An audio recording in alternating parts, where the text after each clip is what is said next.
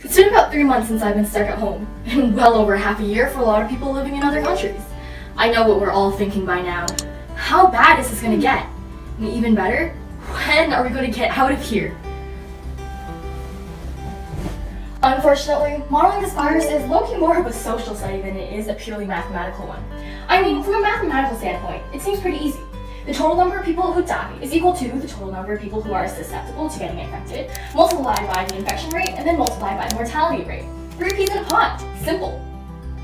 Alright, so how exactly do we measure the population that's susceptible to getting infected? Well, we have to split this on a country-by-country basis. This is because different countries have different densities of population, and a lot of first-world countries have aging populations.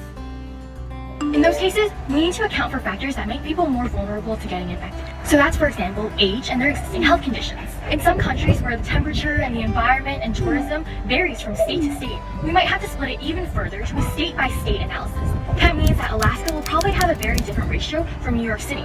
These factors can't be generalized and have to be all accounted for separately before creating the model. Let's say we only do a model for a very certain area. For example, Ontario. How do we measure the infection rate? Seems simple enough. Find all the people who tested positive and then divide by the total population. I mean, the entire population is getting tested, right? Not really. Ontario went into lockdown mid-March. Some places only allowed people to get tested if they had symptoms. By now, you're probably very correctly wondering, does everyone who get infected show symptoms? Here's where another phenomenon comes into play. Asymptomatic people. Meaning that there could be people everywhere who don't show any symptoms, but actually have the virus.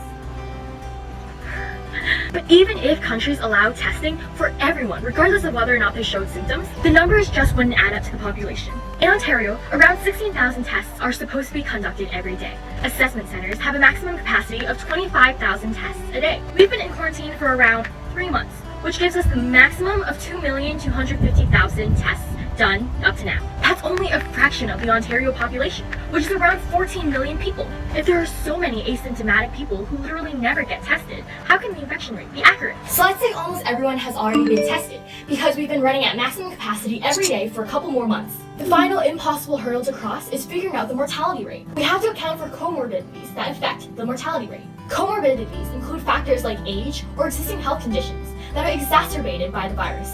These cases then skew the numbers, because the deaths aren't solely caused by the virus.